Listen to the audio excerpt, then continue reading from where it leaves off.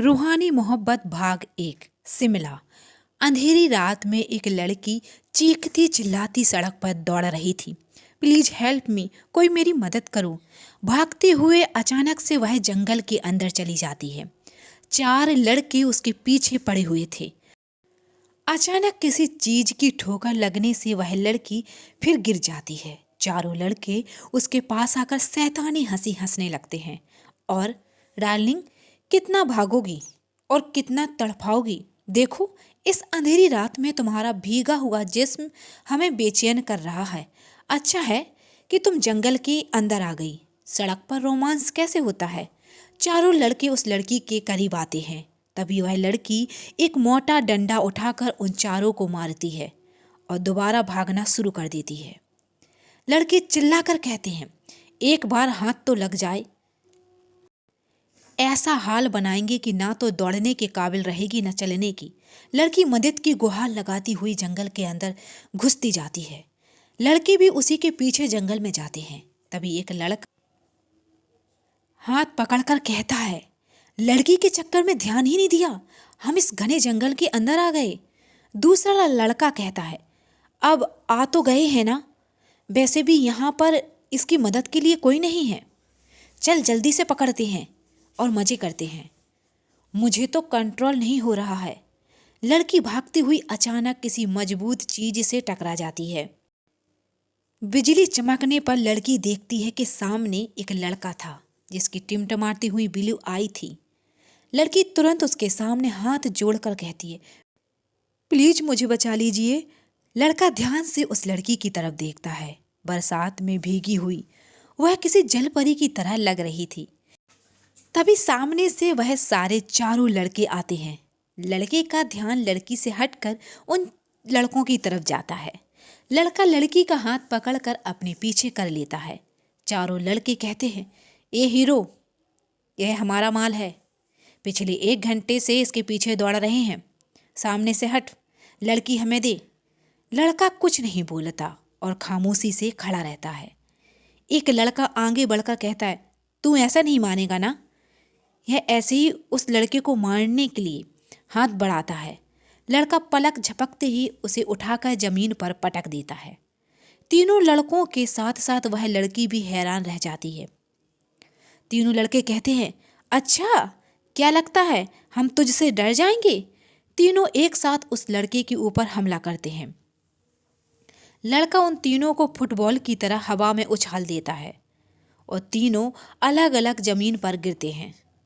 लड़का बहुत तेज आवाज में बोलता है, अगर अपनी जिंदगी प्यारी है तो यहाँ से चले जाओ। वह चारों लड़के वहां से भागने में ही अपनी कुशल समझते हैं और भाग निकलते हैं। लड़का पलटकर लड़की की तरफ देखता है जो बुरी तरह से उस लड़के की पीठ पर चिपकी हुई थी। उस लड़की की नजदीकी उस लड़के के जिस्म में अजीब सी सिरहन पैदा कर रही थी। लड़का घूमकर लड़की से कहता है, आप कहाँ से आई हैं? मैं आपको सुरक्षित वहां पर पहुंचा दूंगा। ठंड की वजह से लड़की बुरी तरह से कांप रही थी। उसके होंठ कपकपा रहे थे। वह कुछ बोलना चाहती थी पर शब्द उसके मुंह में नहीं निकल रहे थे। लड़का लड़की को कस के अपने गले लगा लेता है। उसके गले लगाकर लड़की को सुकून मिलता है और धीरे धीरे वह नॉर्मल होने लगती है। उस लड़की को गले लगाकर लड़का मन में कहता है, आज यह मुझे क्या हो रहा है। आज तक मैंने अपने करीब किसी लड़की को नहीं आने दिया और ना ही किसी लड़की को देखकर मेरा दिल इतना मचला, और आज तुम्हें देखकर ऐसा लगा जैसे तुम ही हो वह जो जिसका इस दिल को इंतजार है। आज मैंने पहली बार आगे बढ़कर किसी लड़की को अपने इतने करीब किया है। तुम्हें गले से लगाकर इतना सुकून मिला है। आखिर यह सब क्या है। बारिश बंद हो जाती है। लड़की धीरे से उस लड़के से अलग होती है। थैंक यू हमारी मदद करने के लिए। लड़का उसकी आवाज में खो जाता है। कैसा जादू है तुम्हारी आवाज में जो मुझे तुम्हारी तरफ खींच रहा है। तुम्हारा नाम क्या है? तुम कहाँ से आई हो? मेरा नाम कनिका है।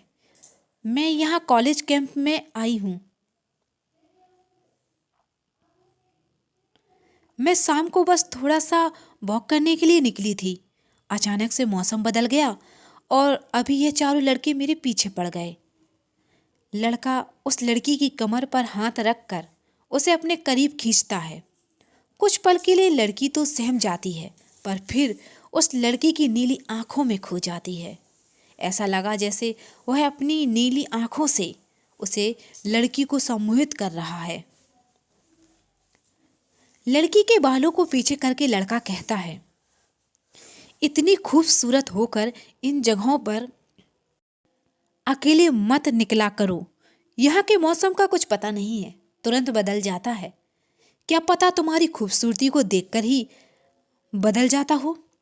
लड़के की इस रुमानी आवाज में लड़की खो जाती है। लड़का अपने होंठ उसके कानों के पास लाकर कहता है, इस तरह मदहोश मत हो। कहीं ऐसा ना हो कि मैं अपना कंट्रोल खो दूं और कुछ कर बैठूं।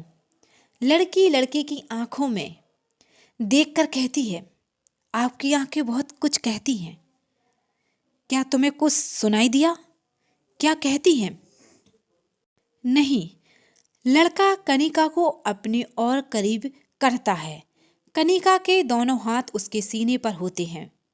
वह दीवानों की तरह उस लड़की की तरफ देखता है और धीरे धीरे उसके होंठों की तरफ झुकने लगता है। कनिका उसे रोकना चाहती है पर रोक नहीं पाती।